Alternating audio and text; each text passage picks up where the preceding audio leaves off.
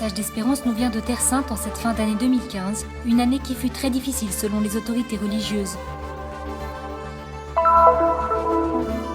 À Nazareth, l'église a célébré la fête de la Sainte Famille et l'ouverture de la Porte Sainte de la basilique de l'Annonciation. La communauté catholique de Jérusalem a fait mémoire aux côtés des frères franciscains du martyr de Saint-Étienne avec la récitation des vêpres sur le lieu de sa lapidation. La custodie de Terre Sainte a publié un rapport sur le nombre et la provenance des pèlerins qui en 2015 ont visité les sanctuaires tenus par les franciscains. Dans le silence de la grotte, la préparation de la crèche pour la messe de la nuit de Noël à Bethléem.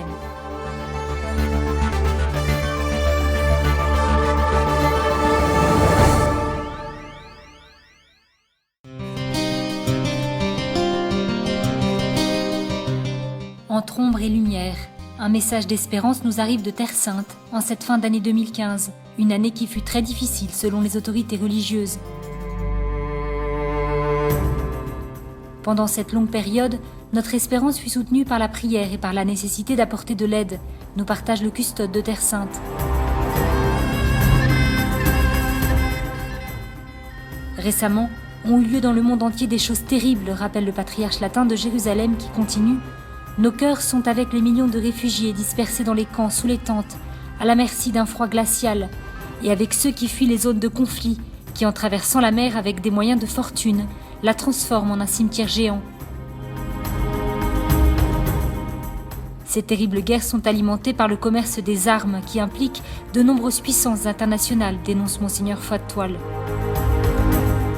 D'un côté, il parle de dialogue, de justice, de paix, et de l'autre, il favorise la vente d'armes aux belligérants. Pour le custode de Terre Sainte, le père Pizzaballa, l'année qui se termine aujourd'hui a vu le niveau de violence monter crescendo. Nous avons été profondément peinés de voir tant d'enfants innocents, de personnes âgées, de femmes et de pauvres dans de nombreux pays souffrir de discrimination et de persécution, et de voir le martyre de tant de frères et sœurs chrétiens du Moyen-Orient de par le monde.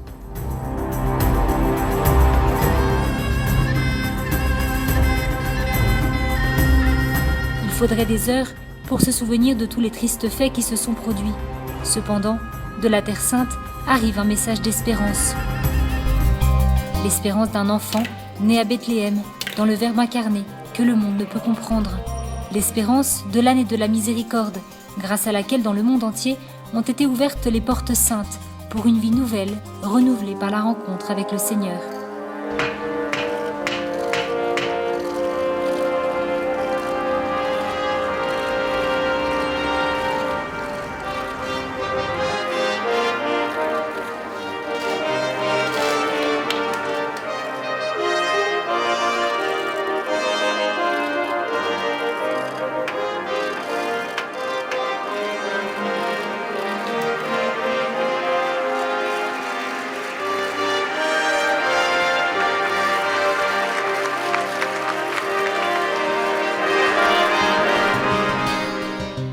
Espérance des rencontres, celle avec le président des territoires palestiniens Mahmoud Abbas à Bethléem, ou encore la rencontre entre les différentes églises d'Israël pour les vœux de fin d'année, où le président Rivlin a rappelé le 50e anniversaire de Nostra Aetate, document clé du dialogue interreligieux. To welcome all of you. We have just marked 50 years of the Nostra Aetate.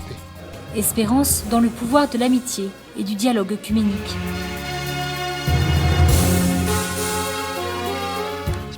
Nous espérons que 2016 sera une année moins problématique que 2015, que les pèlerins pourront revenir, que cette terre puisse voir une plus grande prospérité, qu'elle connaisse la paix, en particulier entre le peuple palestinien et le peuple israélien, et que les communautés chrétiennes pourront vivre les fêtes de Noël avec plus de joie qu'aujourd'hui. Espérance des pèlerins qui apportent la prière et la joie de vivre dans les sanctuaires de Terre Sainte.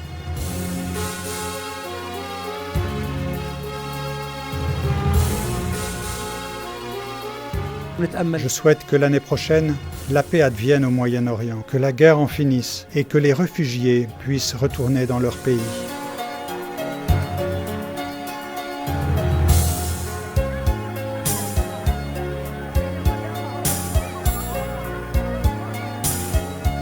Well, our wishes is that we pray God and we are thankful to Him. Notre désir est de prier Dieu et de lui être reconnaissant parce qu'il nous a donné la force, le courage et la lumière sur notre chemin pour continuer notre mission dans ce pays.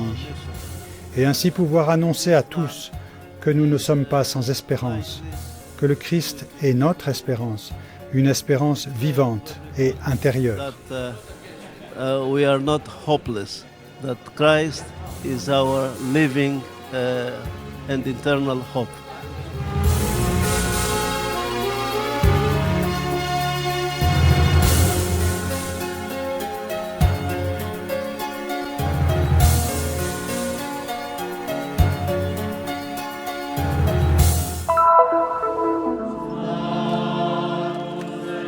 À Nazareth, la ville où Jésus a passé une grande partie de sa vie avec Marie et Joseph, la célébration de la Sainte Famille a rassemblé pèlerins et chrétiens locaux dans la basilique de l'Annonciation.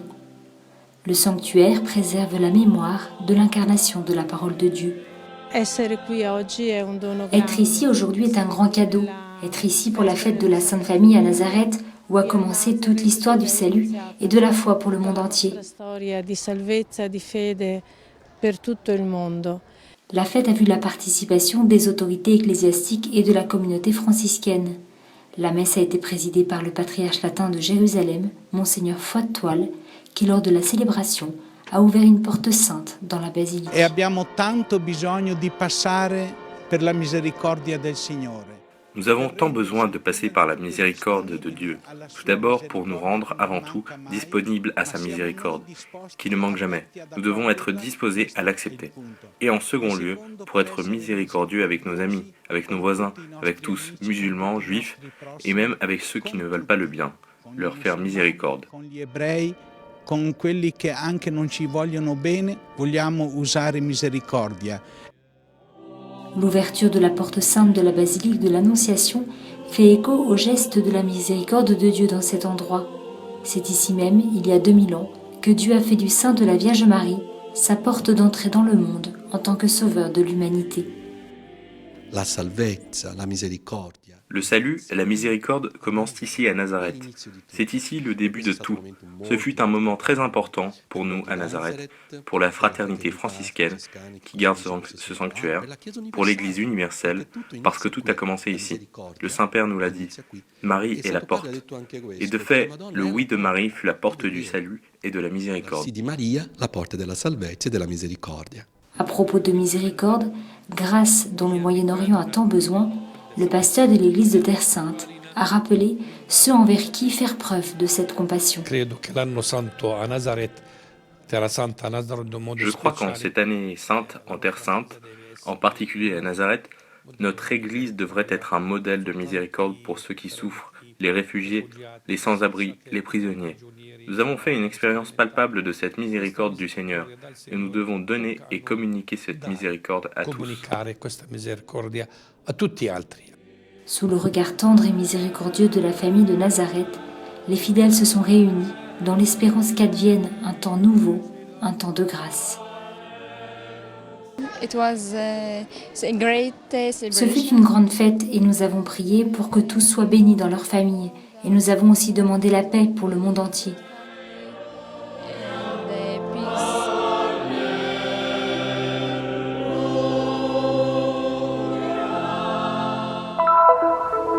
Who stood up for Stephen when he was condemned to die? Seigneur Jésus, reçois mon esprit. Seigneur, ne leur impute pas ce péché. C'est sur ces mots, il y a 2000 ans, qu'Étienne a donné sa vie au Christ, devenant ainsi le premier martyr de l'histoire de l'Église. Encore aujourd'hui, ce 26 décembre, nous célébrons l'anniversaire du martyre de ce saint, un des 7 premiers diacres, dont le nom signifie en grec couronné, et à qui sont dédiées des églises, des basiliques et des chapelles à travers le monde entier. À Jérusalem, dans la grotte du monastère orthodoxe qui se trouve face à Gethsémani et au tombeau de la Vierge, dans la vallée du Cédron, les vêpres ont été récités aux côtés des frères franciscains. Nous avons célébré les vêpres sur le lieu même où Saint Étienne a été lapidé à mort il y a 2000 ans. Ce matin, nous avons célébré l'Eucharistie à l'école biblique, où fut enterré pendant quelque temps le corps de saint Étienne. Mais le lieu le plus pertinent de la fête que nous célébrons est celui-ci. Et le fait de pouvoir célébrer dans un lieu qui appartient à l'Église grecque orthodoxe est aussi un signe de l'amitié que les franciscains ont pu avoir avec nos confrères à travers ces derniers siècles. Chaque année, nous venons ici pour célébrer les vêpres solennelles. Après le martyre du saint, se déchaîna une forte vague de persécution contre les chrétiens dans la ville de Jérusalem, qui donna suite à une dispersion intense des fidèles, terrorisés. Pourtant, comme l'a souligné le pape François lors de l'Angélus du 26 décembre, hier et aujourd'hui apparaissent des ténèbres du rejet de la vie, mais brille plus encore la lumière de l'amour qui vainc la haine et inaugure un monde nouveau. Nous avons célébré le martyre de saint Étienne, le premier martyr des Actes des Apôtres. Ce fut certainement une tragédie pour la communauté des premiers chrétiens, mais finalement la mort de saint Étienne a permis que la communauté chrétienne sorte des murs de Jérusalem pour se rendre en Samarie, puis jusqu'aux extrémités de la terre. L'Église est sortie du Cénacle et a pu se développer. Ce fut un bien pour l'Église. La fête de Saint-Étienne est aujourd'hui plus d'actualité que jamais. Nombreux sont ceux de par le monde qui sacrifient leur vie pour l'amour du Christ et qui, rappelle encore le pape François, se comportent en témoins de Jésus, en priant, en aimant, en se donnant, mais aussi en pardonnant. La célébration et la mémoire du premier martyr évoquent ce chemin de sainteté, signe de contradiction et vainqueur de la souffrance.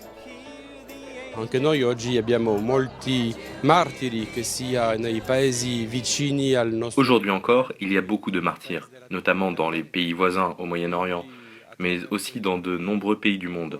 À travers le martyr, nombreux sont ceux qui, comme saint Étienne, donnent leur vie. Une vie donnée au Christ n'est jamais perdue, elle doit surtout être un signe pour les autres chrétiens. Aujourd'hui, il n'y a plus de mondes à évangéliser, parce que la terre est connue. Il n'y a plus de régions inconnues, mais il y a encore de nombreuses cultures et lieux à évangéliser, et nous ne pouvons évangéliser que par notre témoignage de foi. Riusciremo a evangelizzarli attraverso la nostra testimonianza di fede.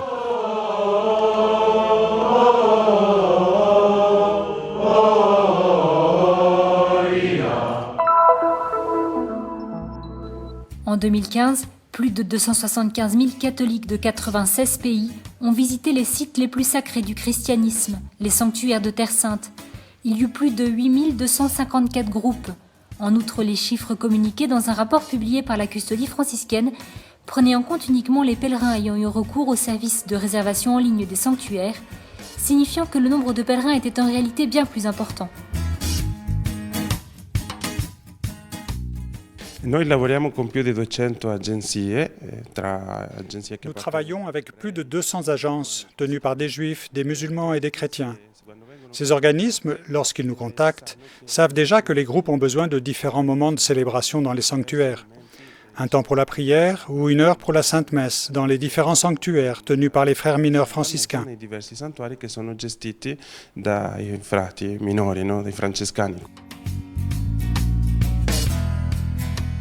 Les sanctuaires les plus convoités par les pèlerins pour des célébrations sont le Saint-Sépulcre, Gethsémani et Bethléem, notamment la basilique de la Nativité, la grotte du lait et le champ des bergers. Les chrétiens d'Amérique du Nord et d'Europe, qui dans le passé représentaient presque la quasi-totalité des pèlerins, n'en sont plus que la moitié. Par ailleurs, ceux d'Asie et d'Amérique latine sont de plus en plus nombreux, et le nombre de Chinois a augmenté de 100%. Le rapport note également que le nombre de groupes a commencé à réduire considérablement depuis la guerre en 2014.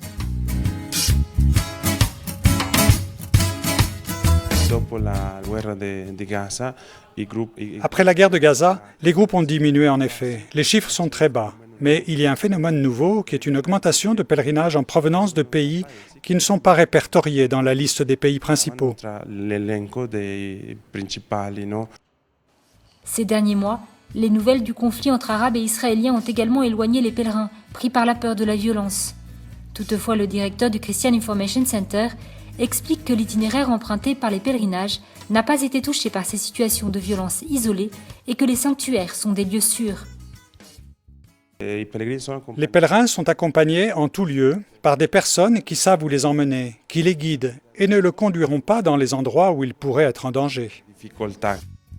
La custodie franciscaine travaille sur des projets afin de mieux accueillir les pèlerins et de leur permettre de vivre une expérience de foi dans les lieux saints. Parmi ses projets, un musée qui raconte l'histoire du christianisme à Jérusalem et en Terre Sainte. Il y a le musée d'Israël, le musée de la culture islamique, mais il n'y a pas le musée des chrétiens. Il est important d'en parler, mais d'un point de vue scientifique, professionnel. Et le musée de la Terre Sainte répond à ce besoin. Les franciscains sont les instruments de ce besoin. Je souhaite que ce projet qui vient juste de commencer et qui est très important puisse continuer. La présence des pèlerins en Terre Sainte est très importante pour garder vivante la spiritualité des lieux saints et encourager les chrétiens locaux qui vivent en minorité ici.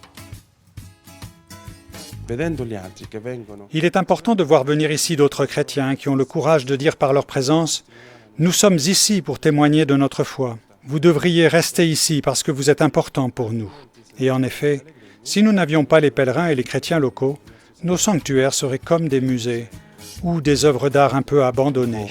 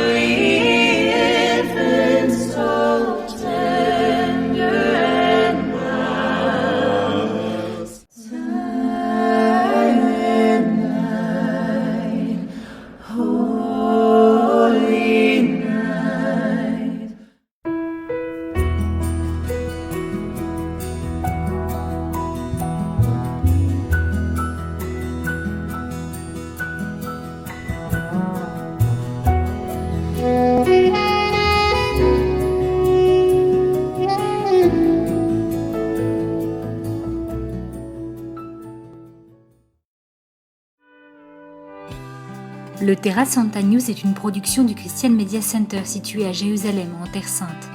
Pour plus d'informations à propos du Terra Santa News et du Christian Media Center, vous pouvez consulter notre site web en bas de cet écran. Vous serez également en mesure de souscrire à notre newsletter, d'apprécier des vidéos en direct de la Terre Sainte, ainsi que de visiter nos pages Facebook et YouTube et nous suivre sur Twitter. Venez visiter le site du Terra Santa News.